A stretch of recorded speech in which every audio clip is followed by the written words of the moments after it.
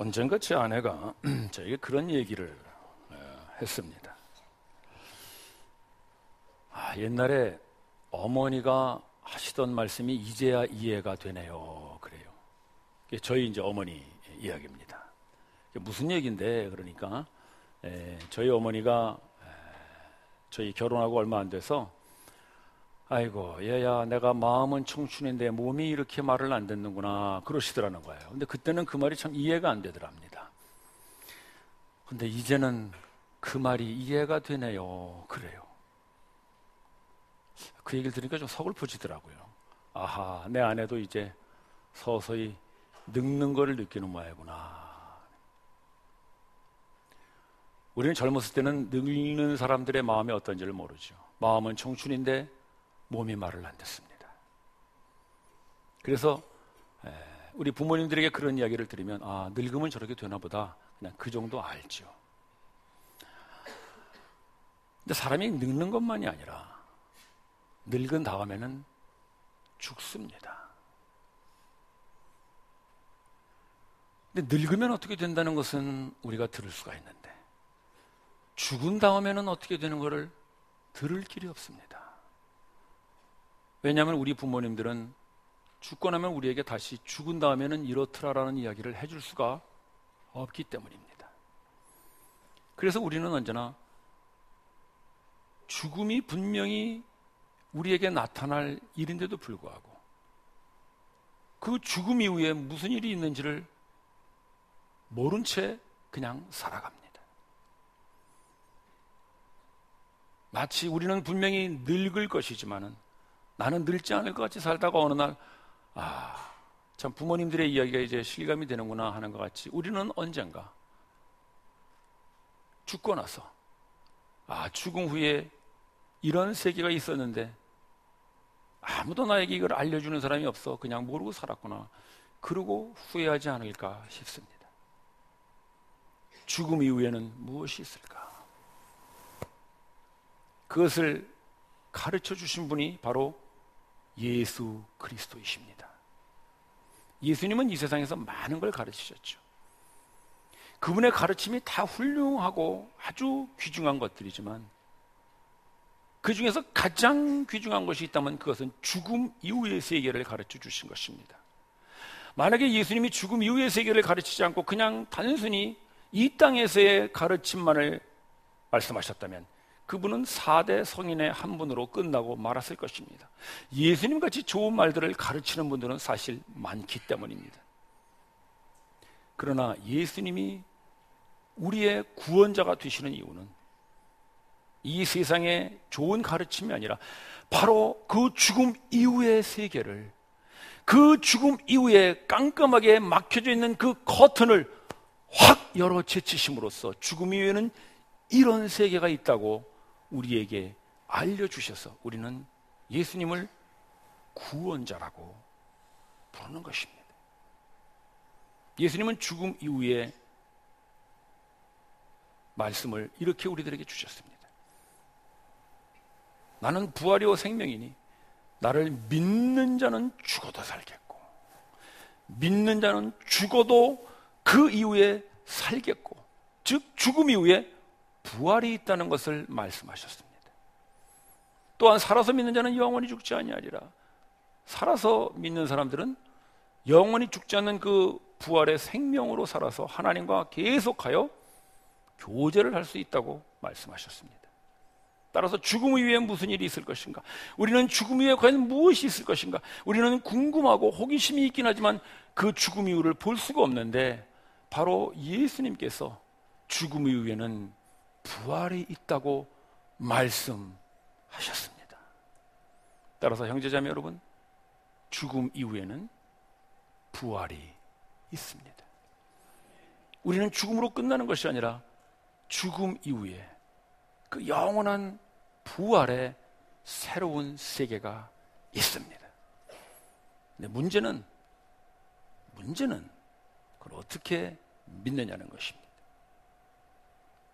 어떻게 죽음 이후에 부활이 있다는 그 예수님의 말씀을 우리가 믿을 수 있는가? 있으면 좋지요. 없는 것보다는 좋겠죠. 근데 어떻게 믿는가?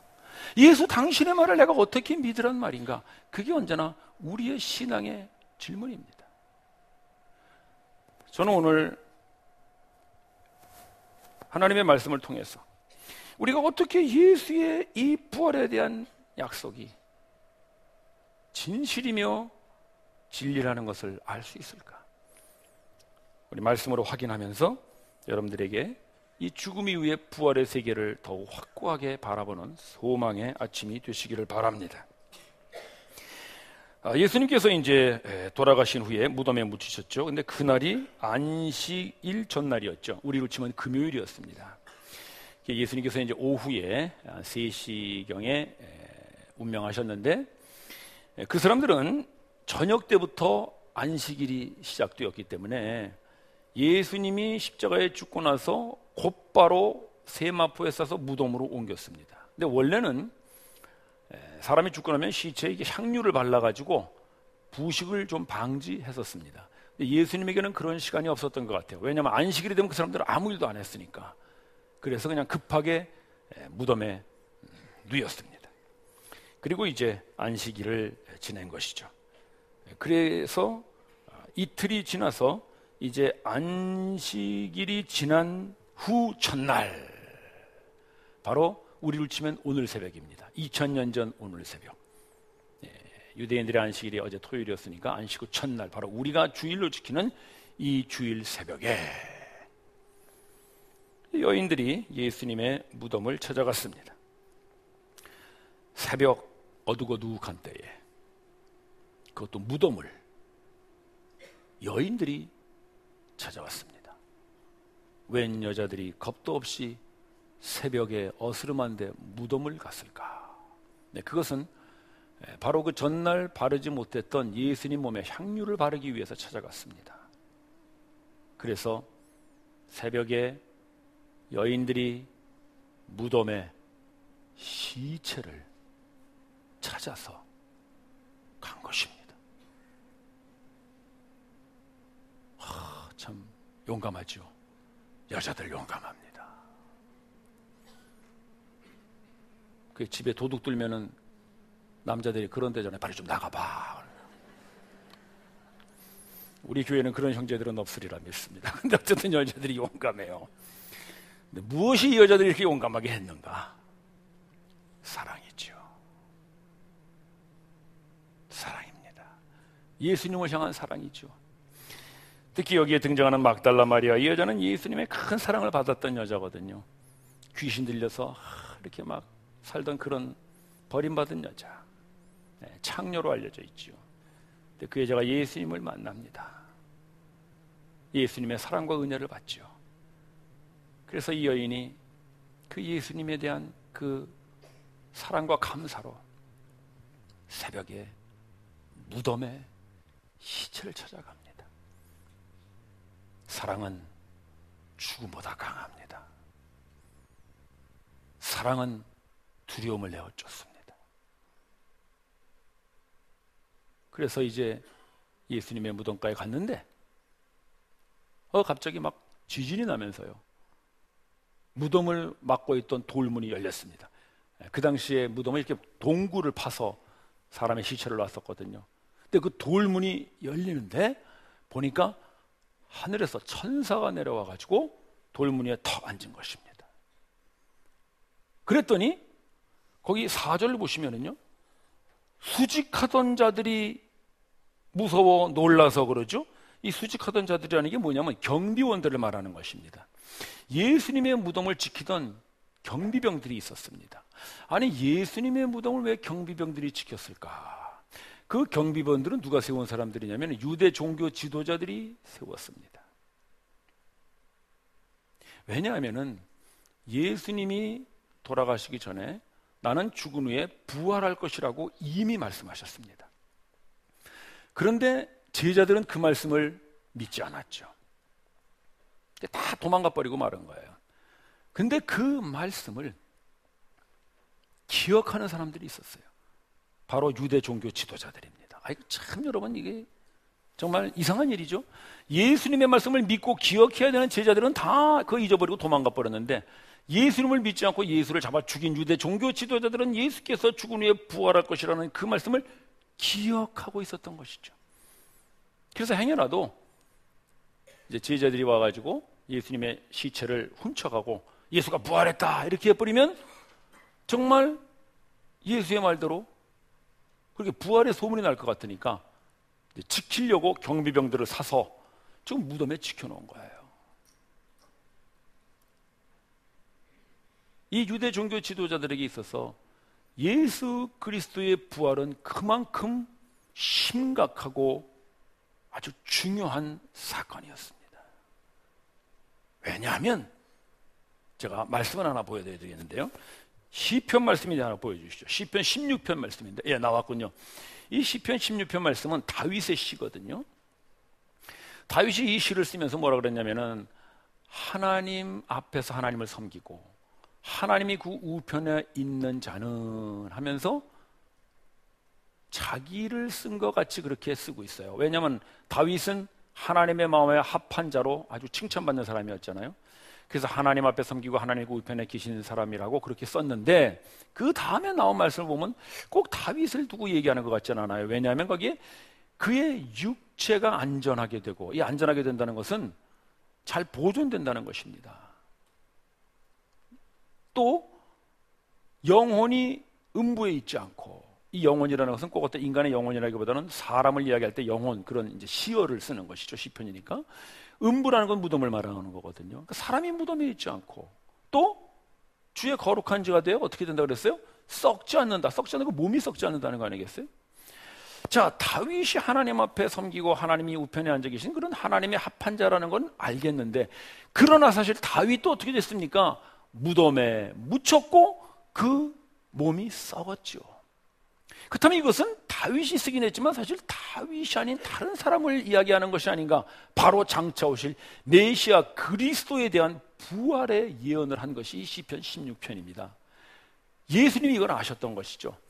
그래서 예수님은 자기의 부활을 어떻게 확인하셨냐면 성경을 보고 확인하시는 거예요.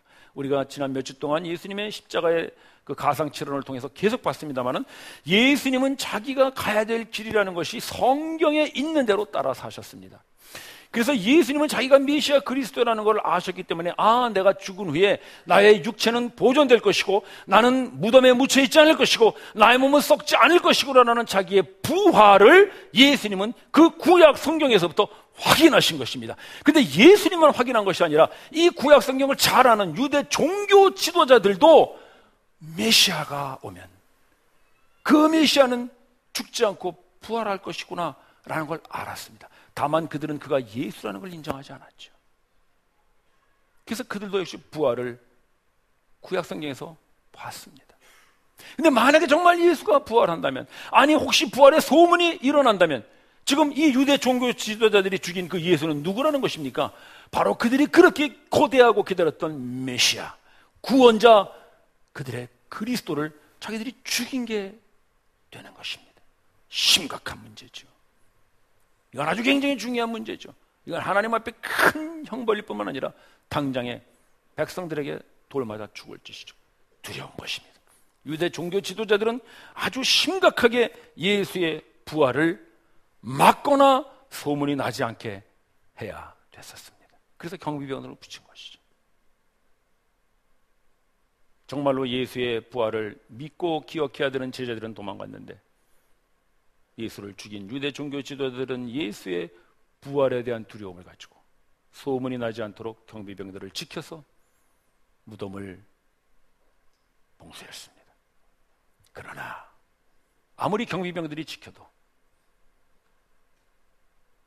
하나님께서 천사를 보내셔서 그 돌문을 여시고 드디어는 예수 그리스도를 부활시키는 데에는 어떤 경비병도 막을 수가 없습니다. 그래서 천사가 이렇게 내려오니까 경비병들이 그냥 놀래가지고 이제 막 죽은 듯이 확 엎드려 버린 것이죠.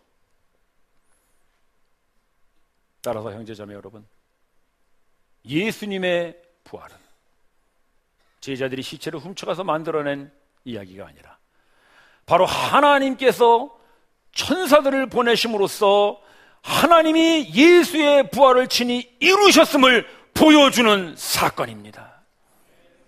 따라서 예수님의 부활은 하나님이 그를 다시 일으키셔서 바로 이 시편 16편의 말씀이 다윗이 아니라 예수 그리스도에게 응하였다는 것을 입증하는 사건입니다. 따라서 예수님의 말씀을 하나님께서는 그의 부활로 입증하십니다. 예수님은 말씀하십니다. 나는 부활이요 생명이라 나를 믿는 자는 죽어도 살겠고, 어떻게 믿습니까? 하나님이 예수 그리스도를 부활시키심으로써 예수가 한 말은 내가 보증한다는 그 입증으로 부활시키셔서 우리는 믿을 수 있는 것입니다. 따라서 우리는 예수님의 말씀의 보증으로 하나님이 예수를 부활시키신 것을 믿는 것입니다.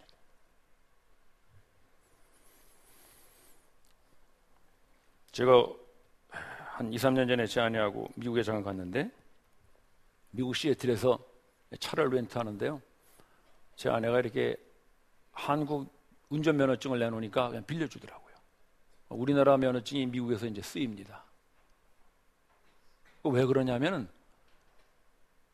그 차 빌려주는 사람이 제 아내의 운전 실력을 테스트하고 주는 것이 아니라 제 아내가 가지고 있는 그 운전면허증에 대한민국 경찰청이 찍혀있기 때문에 경찰청이 제 아내의 운전 실력을 보증하는 것이죠.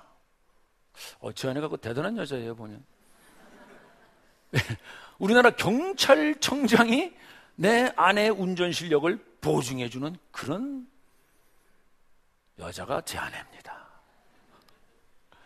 여러분, 우리가 어떻게 예수님의 말씀을 믿어요? 죽음 이후에 부활이 있다고 어떻게 믿어요?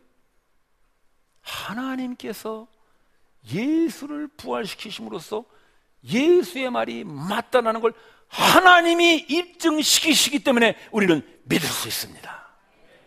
따라서 예수님의 말씀의 보증은 하나님이 지시는 것입니다. 그래서 우리는 예수의 말씀을 믿을 수 있는 것이죠. 따라서 우리는 죽음 후에 부활이 있습니다. 나를 믿는 자는, 예수를 믿는 자는 죽어도 살 것입니다. 부활입니다. 그뿐만 아니라 이 세상에 살면서도 그 부활의 생명으로 살 수 있습니다. 그렇다면 도대체 이 부활이 구체적으로 어떤 모습으로 나타나는 것일까? 우리가 죽음 후의 부활을 다 알 수는 없지만 오늘 본문에서 몇 가지는 우리가 확인할 수가 있는데, 우리 한번 찾아봅시다. 6절을 한번 보시죠. 6절 보시면 그가 여기 계시지 않고 그랬죠. 지금 천사가 그 예수님이 누워있던 빈 무덤을 보여주면서 하시는 말씀이세요. 예수님이 여기 계시지 않는다. 여기 계시다는 건 무덤에 계시지 않는다는 것이죠. 여러분, 부활하신 예수님은 무덤에 남아있지 않습니다. 따라서 죽음 후에 우리가 부활하면 우리는 무덤에 남아있지 않습니다. 우리는 무덤에 묻혀서 그냥 있지 않습니다. 저는 어렸을 때 그런 생각해 본 적이 있어요. 아주 어렸을 때 같은데, 뭐 사람 죽은 거 본 적도 없는데 이상하게 사람이 죽으면 무덤에 묻힌다, 그런 생각을 제가 한 적이 있어요. 어렸을 때 이상하게 무덤에 묻힌다 생각하니까 막 깜깜하게 답답하더라고요. 그냥 가슴이 막 확 짓눌려지는 것 같고 답답해요. 그래서 이제 어렸을 때니까 어머니 옆에서 잘 때니까, 그래서 엄마 막 품을 파고 들어가면서, 엄마, 사람이 죽으면 무덤에 묻힌다는데 답답해서 어떡해? 막 그랬어요. 그러니까 저희 어머니가 그러시더라고요. 잠이나 자라.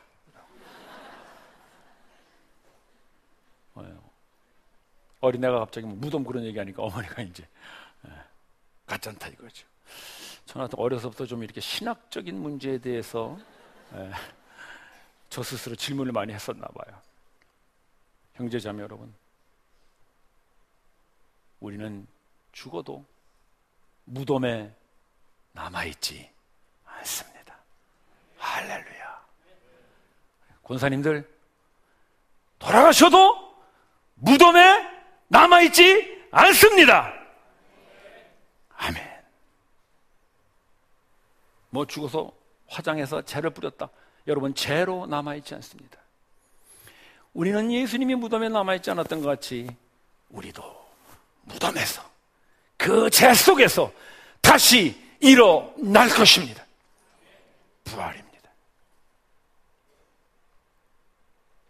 또한 살아서 믿는 자는 부활의 생명으로 살 수 있습니다. 그렇다면 우리가 지금 이 세상을 살고 있지만 우리는 죽음 후에 맞이할 그 부활의 생명을 지금부터 누리며 살 수 있습니다. 따라서 무덤과 같이 우리를 내르는 이 세상의 어두움들, 이 세상의 답답함들, 이 세상의 염려와 걱정들, 이 세상의 두려움들이 여러분들을 결코 무덤과 같이 내려누를 수 없음을 믿으십시오. 그것이 살아서의 부활입니다. 살아서 믿는 자는 영원히 죽지 않습니다. 영원히 죽지 않는 부활의 생명으로 하나님과 교제하며 그 영원한 생명을 누리며 살 수 있습니다. 어떤 무덤과 같은 두려움과 답답함도 여러분들을 결코 내려누를 수 없습니다. 왜냐하면 예수의 부활의 생명이 우리를 일으켜 주기 때문입니다. 또 예수님께서 보여주시는 부활의 모습은 9절에 보시면은 후반부를 제가 읽습니다. 여자들이 나아가 그 발을 붙잡고 경배합니다. 자, 여기에 붙잡는다는 것은 움켜쥐었다 그런 말이거든요. 자, 예수님이 지금 부활하셨어요. 부활해서 딱 서셨는데 여자들이 그 예수님의 발을 움켜쥐었다는 것이죠. 즉 부활한 몸은 어떻다는 겁니까? 붙잡을 수 있는 몸이에요. 사람들이 자꾸 부활의 몸을 생각할 때도 영적인 존재를 생각합니다. 영, 이렇게 떠다니는 영. 그러나 성경은 그렇게 말하지 않습니다. 성경은 부활한 몸은 붙잡을 수 있습니다. 붙잡을 수 있다는 것은 지금 뭐겠어요? 감각할 수 있다는 것입니다. 즉 부활은 완전한 인격을 형성합니다. 우리가 인격이라고 할 때는 영혼만 가지고 인격이라고 하지는 않죠. 몸이 있어야죠. 몸과 영혼이 함께 인격을 형성합니다. 즉 부활한 몸은 몸이 만지고 느끼고 붙들 수 있는 완전히 완성되어진 몸과 영혼으로 완전한 인격으로 부활합니다. 따라서 저는 기대합니다. 우리는 부활하고 모든 감각을 느낄 수 있을 것입니다. 제가 지금은 여러분들 잘 못 봅니다. 육신의 시력은 안 좋아서 잘 못 보지만 나는 부활하면 그때는 저의 밝아진 시력으로 여러분들의 아름다운 모습들을 분명히 볼 수 있으리라 기대합니다. 우리는 그때 손에 손을 잡을 수 있을 것입니다. 우리는 서로를 끌어안을 수 있을 것입니다. 우리는 감각할 수 있습니다. 우리는 영이 되는 것이 아닙니다.